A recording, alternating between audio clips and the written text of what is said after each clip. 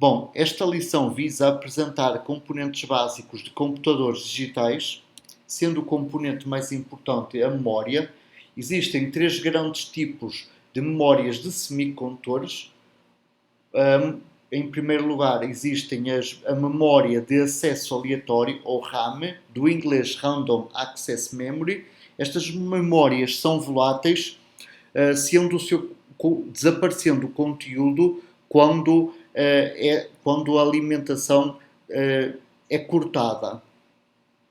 Existem também memórias só de leitura, ou ROM, Read Only Memory. Estas memórias não perdem informação quando as memórias são desligadas da alimentação. Existem também memória só de série, que contrariamente às RAM, o acesso às diversas posições é sequencial.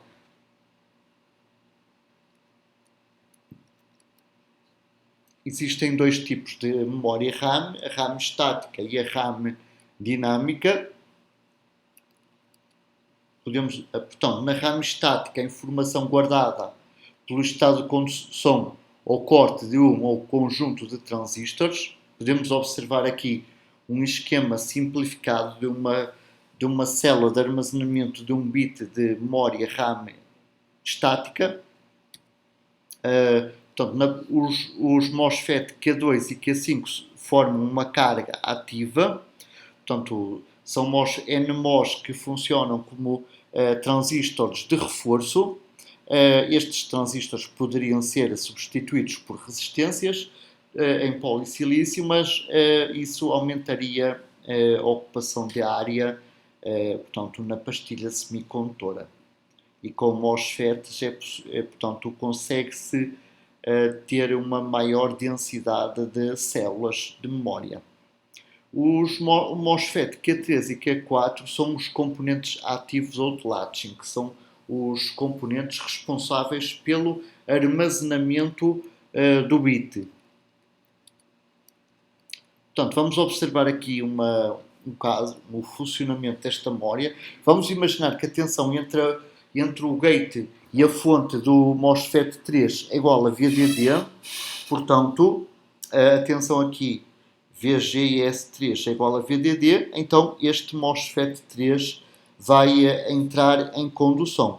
E atenção, vamos imaginar que os MOSFETs são todos ideais, isto é, que a tensão entre o dreno e o source e a fonte é igual a zero quando eles estão em condução.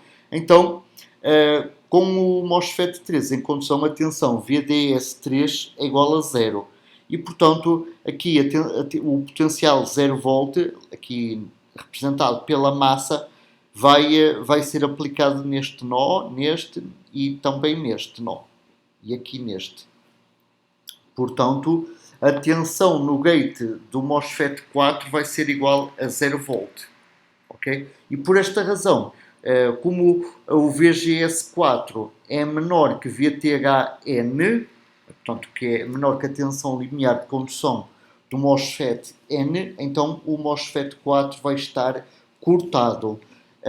E como sabemos que quando em condução o MOSFET ideal, a tensão VDS é igual a zero, portanto este MOSFET Q5 vai estar em condução e, portanto, o potencial VDD vai-se aplicar aqui à fonte, vai-se aplicar aqui ao gate, à porta do MOSFET 3, que a gente já tinha anteriormente, portanto, admitido isso. Portanto, temos aqui, então, um reforço, uma espécie de realimentação positiva. Então, temos aqui a aplicação de VDD e também temos o VDD aqui neste terminal do MOSFET 6.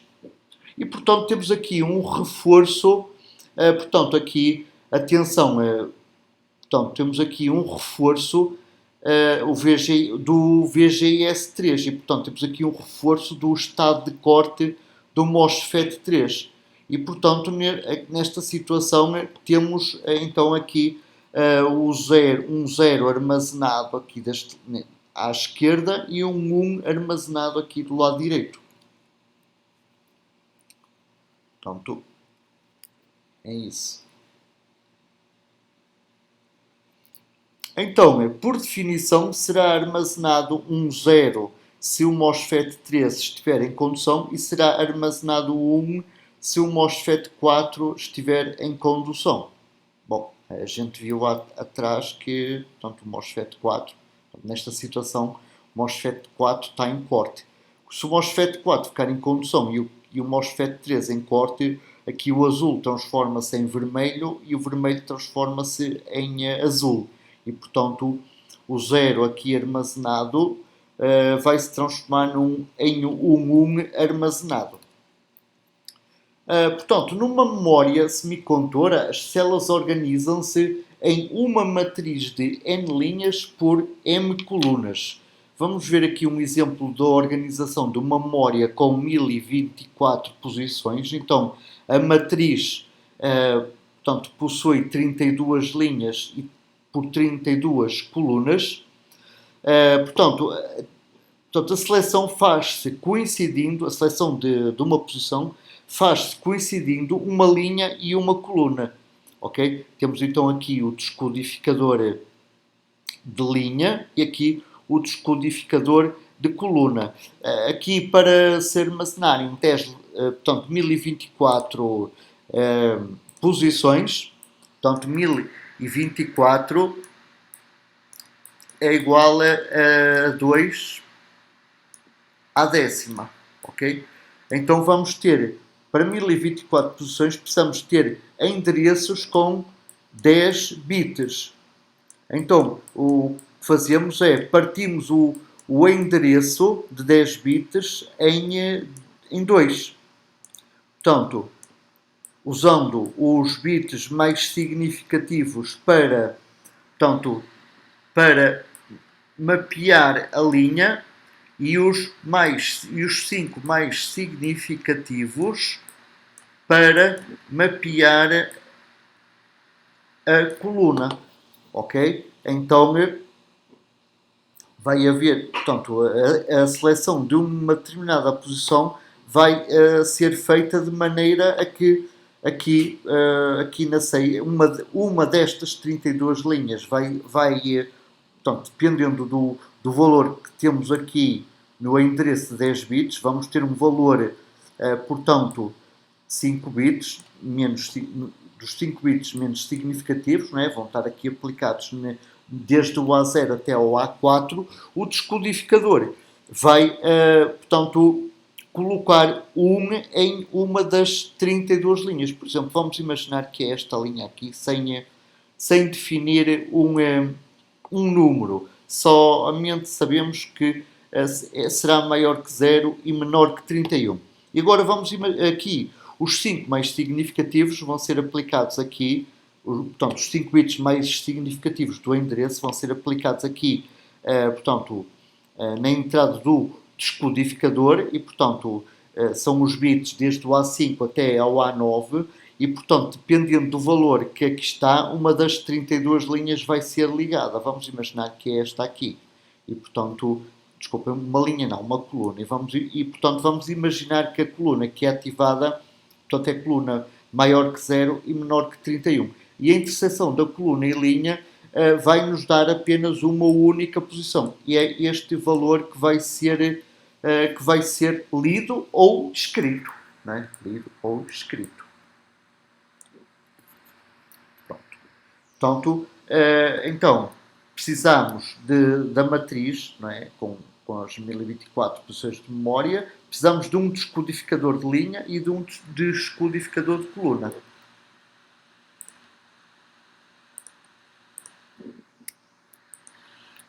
Bom, vamos ver aqui a leitura, observando aqui o pormenor em apenas uma célula. Portanto, a interrogação é feita, então, como foi dito, selecionar uma interseção coluna com linha. Depois, é necessário, portanto, aqui, é necessário ligar este amplificador, o Sense Amplifier, ok? Portanto, o bit armazenado será 0 se aqui a corrente I0 for diferente de 0, tá? Então, a gente, se quer armazenar o 0, aqui teremos que ter, portanto, aqui, portanto, aqui uma corrente diferente de 0. Se quisermos armazenar o 1, a corrente I1 terá de ser diferente de 0. Ok? O que quer dizer que, portanto, por exemplo, se I0 for diferente de 0, o I1 vai ser igual a 0 e vice-versa. Tá?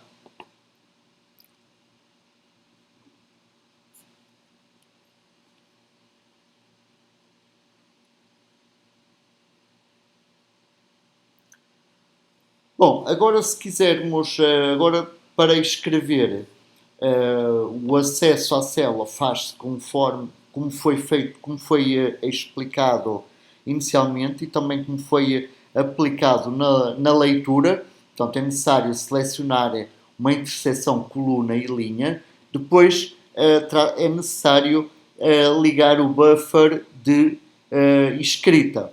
Então, se o bit a guardar for o 0, a tensão é V0 aqui terá de ser igual a VDD e aqui a tensão V1 terá que ser igual a 0 volt. Caso contrário, se quisermos guardar o 1, o V0 aqui terá que ser igual a 0 e o 1 terá que ser igual a VDD.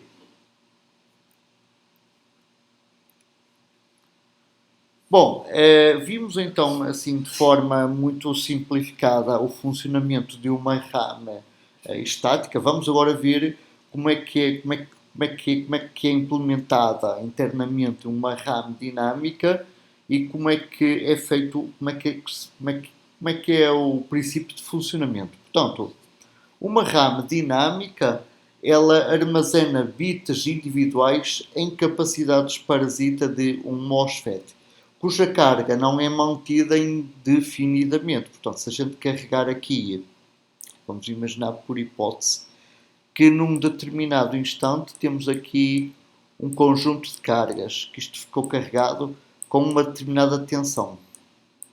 Ok?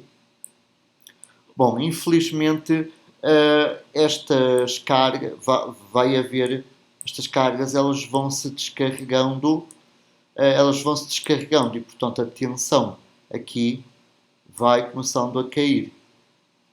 O que significa isso? Que periodicamente é necessário portanto,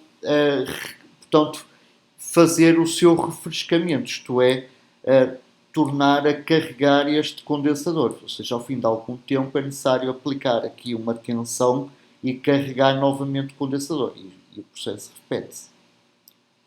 E novamente um refrescamento, isto começa novamente a cair. E, portanto, é importante não deixar que, a tensão desça abaixo de um determinado limiar.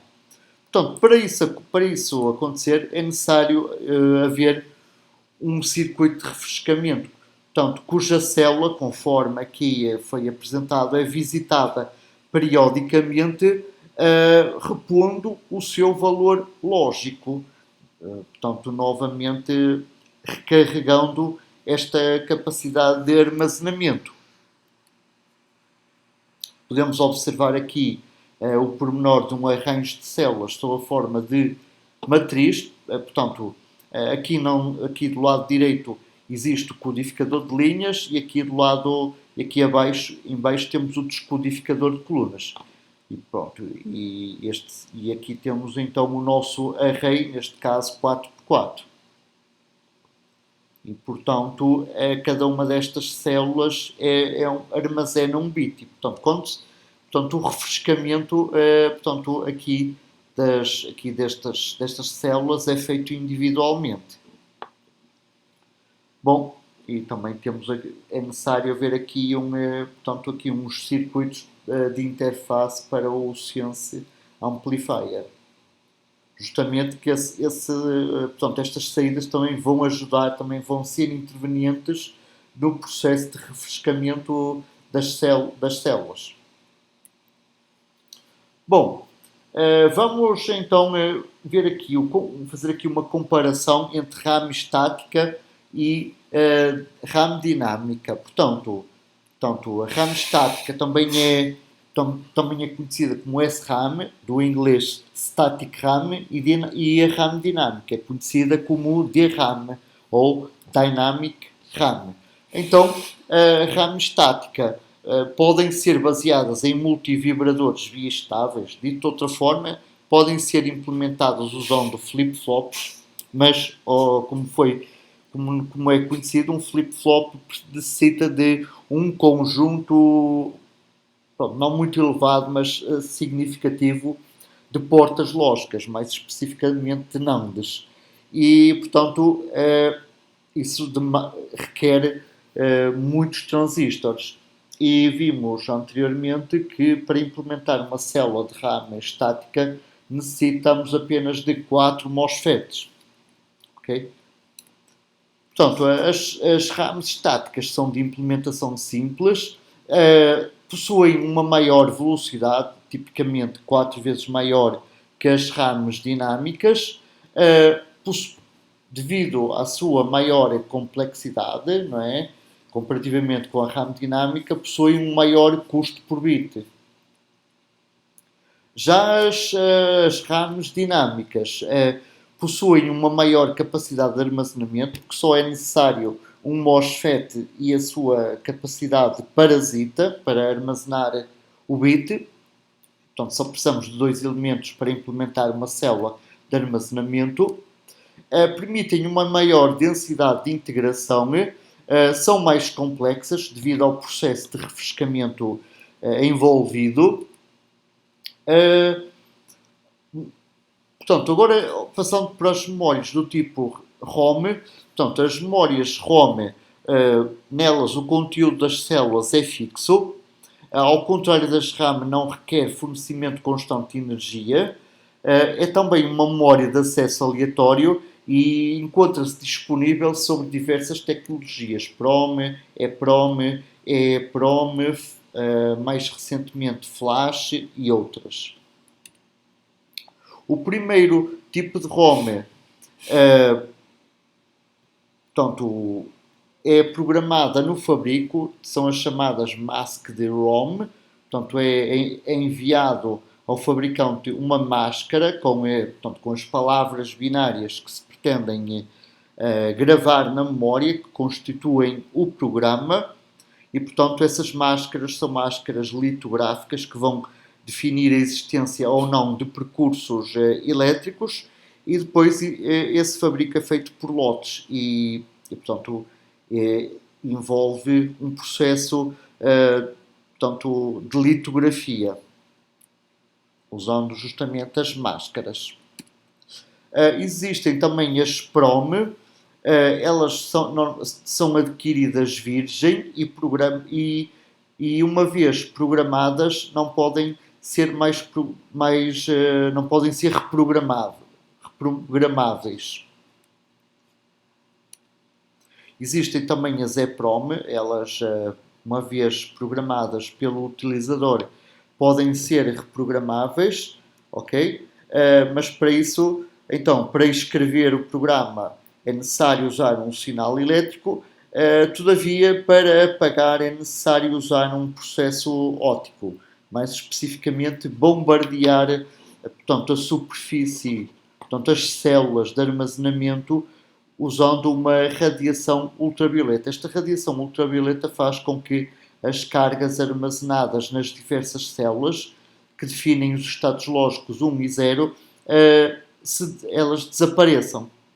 Portanto, elas vão possuir energia suficientemente que lhes permitam fugir de armadilhas elétricas. E, portanto, este processo de apagamento é relativamente longo, dependendo do tipo, portanto, da quantidade, portanto, do tamanho da memória, tipicamente demoram 30 minutos a serem apagadas e a quantidade de vezes que pode ser apagado também é limitada e não é muito elevado. Normalmente as EPROMs são usadas no processo de desenvolvimento de firmware de sistemas embarcados. As memórias ROM são utilizadas para armazenar o conteúdo da BIOS em PCs, quando arrancamos o computador A primeira coisa que ele vai fazer é ler o conteúdo da BIOS e depois a BIOS vai dar ou não ao processo de arranque, portanto, do sistema operacional. Bom, vamos agora ver a organização de um sistema de memória. Vamos recorrer ao caso particular do Z80. Portanto, o microprocessador Z80 consegue endereçar até 64 KB ou 65.536 posições de memória, ou seja, 2 levantado a 16 bytes. As etapas num projeto do sistema de memória, em primeiro lugar, devemos desenhar o mapa de memória e definir a organização da informação, nomeadamente a localização do programa sob a forma de ROM e a localização dos dados sob a forma de RAM. Vamos ver aqui um exemplo de um sistema de memória usando 1 KB ou 1024 bytes de programa e 4 KB, ou seja, 4096 bytes de dados. Portanto, o mapa, no nosso mapa, portanto, teremos 1024, que em hexadecimal é 0400H, mais 4096 posições, que em hexadecimal é 1000. Portanto, vamos ter um total de 5.120 posições, ou seja, teríamos que endereçar da posição 0000 até à posição 1400-1, ou seja, 13FF. Portanto, vamos desenhar aqui 1400H menos 1 é igual a 13FF. Isto porque a posição 0 também é considerada e é a primeira de todas. Portanto, podemos observar aqui, vamos voltar, isto, 13FF. Portanto, temos então aqui a primeira posição, que é 0000, e aqui a última posição, que é 13FF. Ora bom, a nossa ROM, portanto, ela tem 1024. 1024 é 00400. Na realidade, como portanto, a posição 0 também é usada, então teremos que subtrair 1 a 0400H. Ou seja, teremos 13FFH.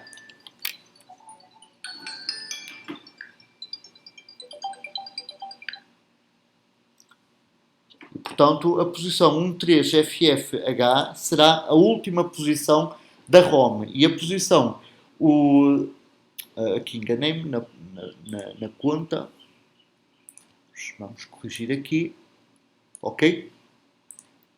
A última posição da ROM será então a posição 03FF. E a primeira posição da RAM será a posição seguinte, a posição 0400.